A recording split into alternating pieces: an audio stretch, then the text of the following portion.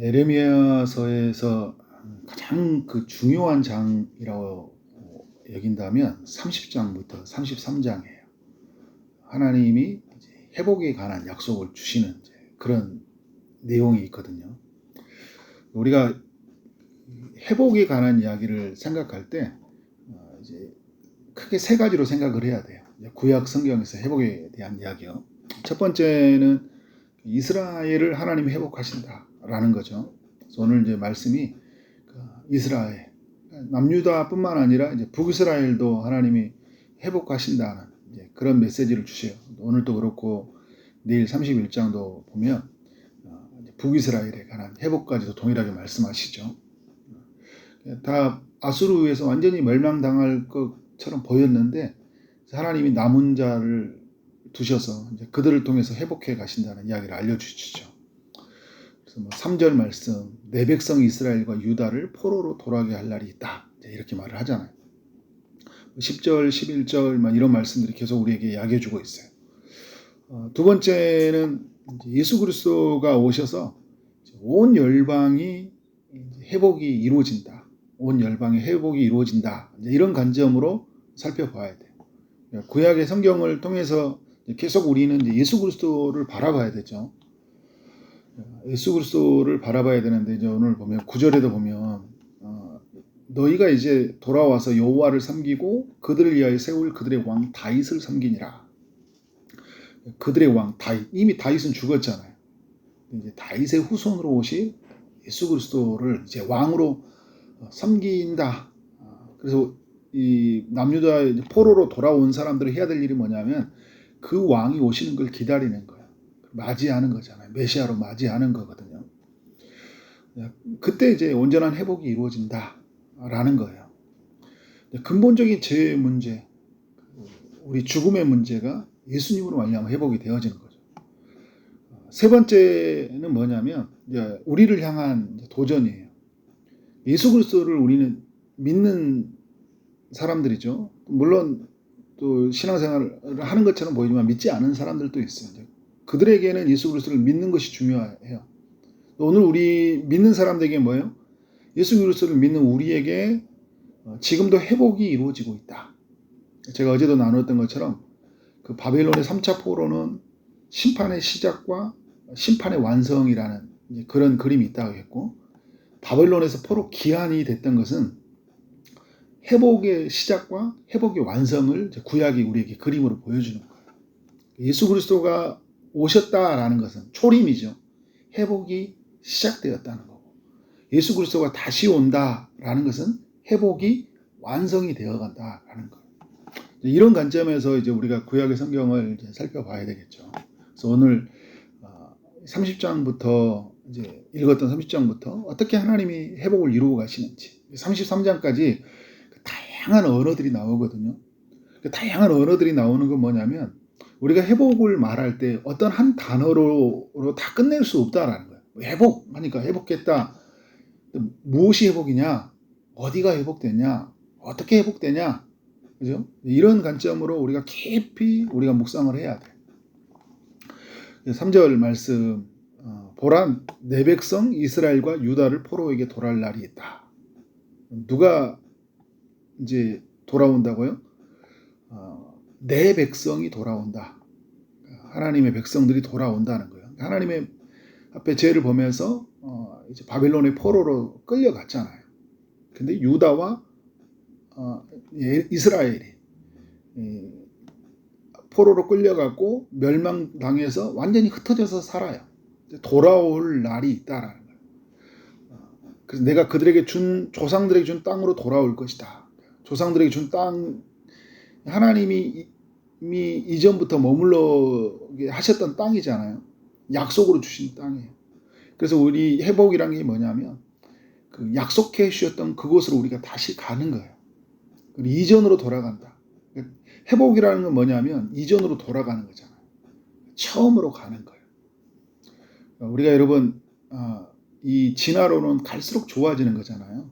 근데 우리가 우리 믿음의 사람들은 하나님의 세계는 뭐예요? 갈수록 악해져 가잖아요. 처음이 좋았거든요. 그래서 우리는 어떻게 돼요? 처음으로 가는 거예요. 하나님이 지었던 처음의 세계로 가는 거예요. 처음 약속의 땅으로 들어갔던 그때로 돌아가는 거예요. 이 회복의 그림들을 보여주고 있죠. 돌아오게 할 것이니 그들이 그 땅을 차지하리라. 다시 이제 차지하는 역사가 있다는 거예요. 이스라엘 백성들이 가나안 땅에 들어가서 다시 차지했죠. 다시 돌아가는 백성들이 어떻게 되는 거예요? 그 땅을 차지하는 거예요. 여러분, 궁극적으로 인간은 이제 다시 돌아가게 되는데, 우리가 에덴 동산에서 인간이 쫓겨났잖아요. 그리고 하나님 앞에 쫓겨났거든요. 우리는 어디로 들어갈까요? 다시 이제 하나님이 주신 동산으로 들어가는 거잖아요. 새 에덴 동산이라는 표현을 쓰는 거예요. 그리고 중요한 건 뭐예요? 우리는 하나님 앞에 쫓겨나는데 다시 우리는 이제 하나님께로 돌아가게 되었다라는 거예요. 그래서 오늘 21절에 보면 참으로 담대한 마음으로 내게 가까이 올 자가 누구냐 이렇게 이야기하잖아요. 하나님께 우리가 가까이 나아가게 됐다. 이게 여러분 회복이죠. 이제 회복의 그 두 번째 이제 또 그림이 뭐냐면 오늘 이제 4절 이후의 말씀인데요. 바벨론의 포로로 끌려갔을 때 상태를 소개해 주고 있어요. 바벨론을 이제 구약에서 우리 생각할 때 바벨론은 실제 있었던 이야기고, 이제 신약에서 바벨론은 뭐냐? 요한계시록에 보면 바벨론은 세상이다 이야기를 해요. 그러니까 우리는 세상에 끌려간 자들이 있잖아요. 세상의 권세 아래에서 우리는 눌려 사는 자들이었거든요. 근데 그때 이스라엘 백성들이 바벨론에 이제 끌려갈 때 어떤 상태가 되었냐면 5절에 보니까요, 두려움에 떨었다 이야기를 해요. 무서워 떠는 자의 소리를 들었다 이야기를 하잖아요. 6절에 보니까 겁에 질렸어요. 새파랗게 겁에 질렸다. 그러니까 바벨론에서 완전히 멸망당한 날, 그리고 바벨론에 끌려간 날, 그때를 묘사하고 있어요. 그래서 7절에 보니까 그들이 이제 어떻게 해요? 엄청난 날을 맞이하게 됐다. 환란의 때라고 이야기해요. 엄청난 환란의 때를 겪었던 거죠. 여러분, 우리가 이제 이 세상 아래 살아갈 때는 이런 모습이었죠. 두려움이었고 무서움이었고 엄청난 환란이에요. 그리고 이 세상 아래 살아가다가 하나님의 그 종말의 때를 맞이했을 때는 엄청난 그 날을 이제 맞이하게 되는 거죠. 모든 것이 파괴되는, 모든 것이 진멸되어서 영원한 그 징벌을 받는 그런 때를 우리가 맞이하게 되는데, 그러나 여러분, 하나님의 사람들은 어떻게 되냐? 10절의 말씀을 보니까 야곱아 너는 두려워하지 말라. 이스라엘아 놀라지 말라. 내가 너를 먼 곳으로부터 구원한다. 먼 곳에 이제 바벨론이 있었죠. 그러니까 우리가 말하면 이제 시대로 말하면 세상으로부터 너를 구원할 것이다 라는 거. 내 자손을 잡혀가 있는 땅에서 구원하리라. 그러니까 하나님이 자신의 백성들을 그 세상의 권세 아래, 사단의 그 아래에서 종된 삶을 살고 있는 우리를 어떻게 하고 있어요? 구원해 내신다. 그런 그림을 오늘 이야기해주고 있는 거예요. 유다의 이야기는 오늘 우리의 이야기니까.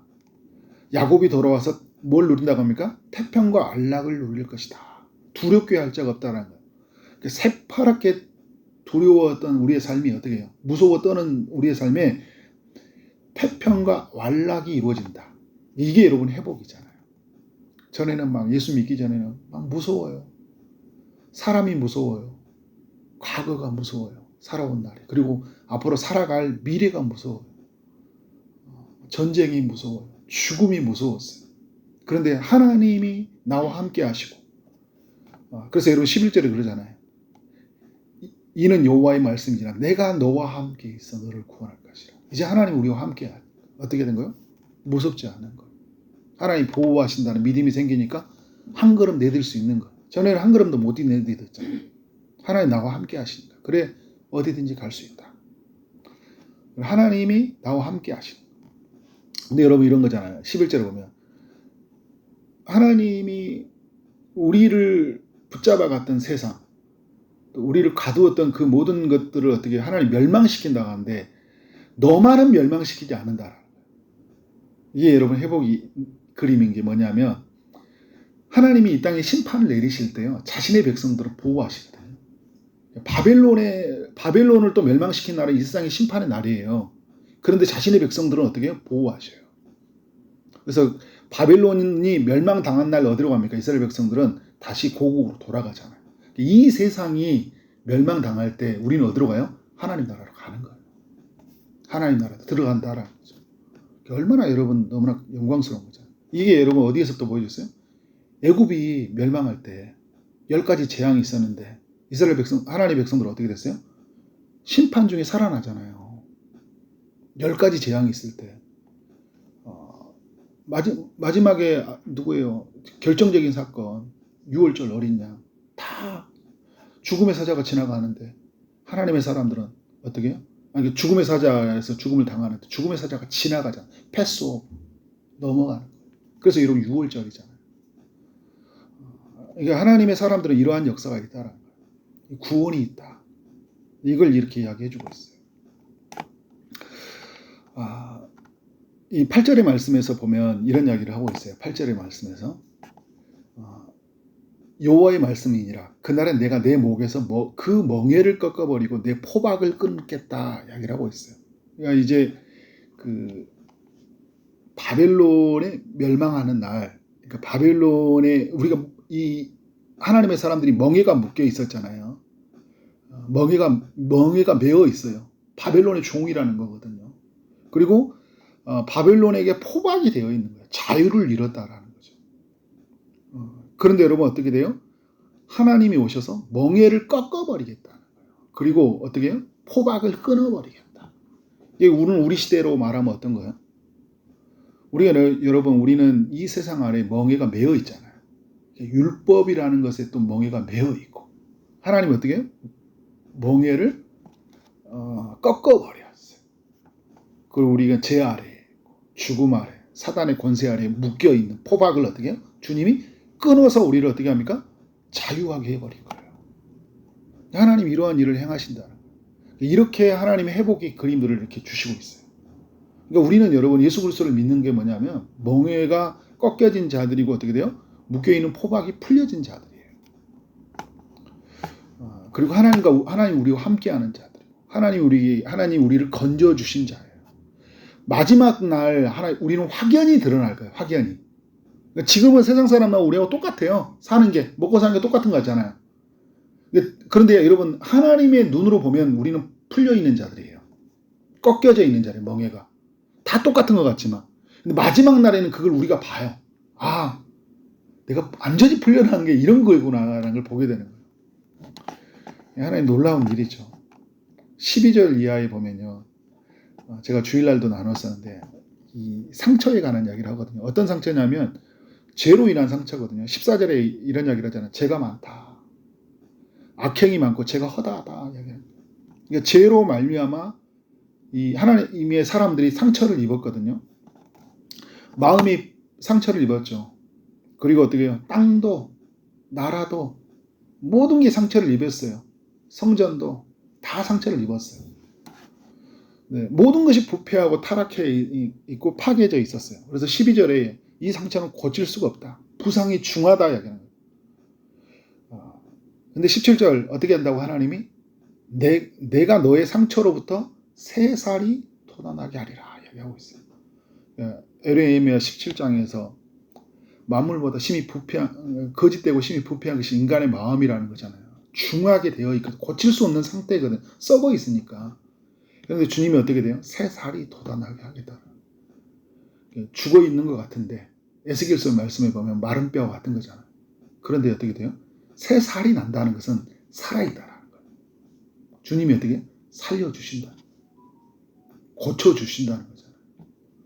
그러니까 우리가 죄로 부패하고 타락해 있는 인간의 마음을 하나님 고쳐주시고, 그리고 어떻게 해요? 우리에 있는 살고 있는 땅, 이 세상을 하나님 어떻게 해요? 고쳐주시는 거예요. 그래서 여러분 18절 이하에 폐허가 된 유다 땅을 회복하신다고 하잖아요. 그곳에 하나님의 사람들을 그 징계로 말미암아 바벨론에 옮겨서 어떻게 돼요? 승냥이가 사는 땅이 되어버렸잖아요. 폐허가 되었거든요.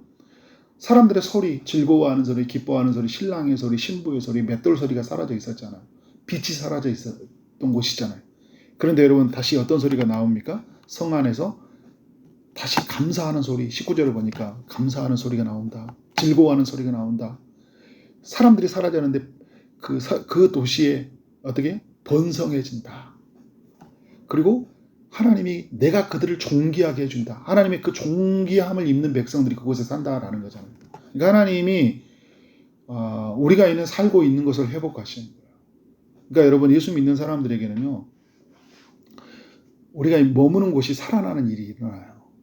가정이 살아나요. 일터가 살아난다는 거예요. 도시가 살아나요. 이게 여러분 역사 속에서 보여준 거잖아요. 그러니까 폐허가 된 땅을 하나님이 복구시키는 거예요. 우리가 이제 모로코 땅이고 이런 땅이잖아요. 큰 지진을 만나고 고통을 당했는데 복음이 임하면 그 땅이 살아나요. 중요한 게 뭔지 아세요? 영적으로 살아나는 거예요. 다시 하나님을 찾는 사람들이 일어나요. 그러한 일들이 일어난다. 오늘 말씀해 보니까 21절에 영도자가 그들 가운데 나타난다. 통치자에도 그들 중에 나오리라. 그러니까 그들을 구원해 줄 수 있는 이가 나타난다는 거예요. 근데 여러분, 이게 여러 가지 의미가 있어요. 그 용도자는 1차적으로는 수룹바벨, 에스라, 니에미야 같은 사람들을 말하죠. 그리고 바벨론에 있었던 에스더와 같은 이런 사람들이에요. 2차적으로는 뭐냐면 예수 그리스도가 이 땅에 영도자가 되고 통치자로 나와서 우리를 구원하신다는 거고. 그리고 또 하나는 의미는 뭐냐면 하나님이 우리를 누군가를 구원하기 위해서 영도자, 통치자로 우리를 세운다는 거예요. 그래서 여러분, 우리를 통해서 누구를 얻게? 내 백성을 건져내는 거예요. 모세가 그렇게 사용되었듯이 오늘 우리를 그렇게 사용하게 되는 거죠. 하나님이 그렇게 말미암아 22절에 너희는 내 백성이 되었고 나는 너희들의 하나님이 되리라. 하나님과 온전한 관계를 이루게 되는 거예요. 아빠, 아버지. 그래서 여러분, 21절에 누가 내게 가까이 오겠냐 얘기하는데 누가 가까이 가요? 하나님의 백성들이 하나님께 가까이 나가게 되잖아요. 얼마나 여러분 영광스러운 거예요. 이것을 여러분 이제 이런 시대가 도래할 것이다 라는. 근데 우리 예수 믿는 사람들 어때요? 이런 시대가 도래한 사람들이잖아요. 우리는 이 시대 속에서 이 회복을 누려야 돼요. 그리고 회복이 완성이 될 것을 바라보고 어떻게 해요? 오늘도 성령을 구하면서 사는 거예요. 그러면 이 회복해 가시는 이 기쁨을, 우리를 고쳐가는 기쁨을 얼마나 크게 누리는지 몰라요. 시간이 많이 지났기 때문에 이 정도만 하겠습니다. 하나님 은혜가 더욱 깊어져서 온전한 회복을 누려가는 여러분 삶 되어지기를 주님의 이름으로 축원합니다. 네, 기도하도록 하겠습니다. 하나님 아버지, 예레미야의 30장의 말씀을 통해서 회복하시는 그 하나님의 일하심을 보여주셔서 감사합니다. 주님, 내 쫓겨났던 땅으로 다시 돌아가고 두려움과 새파랗게 질린 우리의 삶이 태평과 평안을 누리게 하여 주셔서 감사하고, 우리에게 씌어져 있는 그 율법의 명예가 꺾여지고 우리를 묶여 있는 그 죄의 포박이 끊어지는 그런 은혜를 누리게 하시니 감사합니다. 죄로 인해서 중한 부상을 당했던 우리의 상처가 회복이 되어지고 우리가 살고 있는 곳이 회복이 되어지고 말미암아 구원이 우리의 가정으로, 일터로, 또 이 도시로 흘러가게 하시니 감사합니다. 무엇보다 우리를 구원하시기 위해서 용도자이시며 통치자이신 예수 그리스도를 보내어 주시고 구원을 누리게 해주셔서 감사합니다. 이제 누군가를 구원하기 위해서 우리를 세우신 주님, 오늘 우리를 통해 하나님의 은혜의 복음이 온전히 흘러가게 하시고, 그래서 모든 사람이 주님이 허락하신 이 회복의 기쁨을 누리게 하시고 다시 오실 그 예수 그리스도를 바라보며 그렇게 하나님 지어져 가고 온전히 회복되어져 가는 우리 모두가 되게 하여 주옵소서. 오늘도 응답을 기다리고 있습니다. 특별히 아픔 중에 이들에게 치료의 강선을 비춰주시고 고쳐 주옵소서. 온전한 회복의 기쁨을 맛보도록 축복해 주옵소서. 취업을 준비하고 결혼을 준비하고 임신을 준비하고 출산을 준비하고 시험을 준비하는 모든 이들에게 은혜 베풀어 주옵소서. 예수 그리스도 이름으로 기도를 쌓옵나이다. 아멘.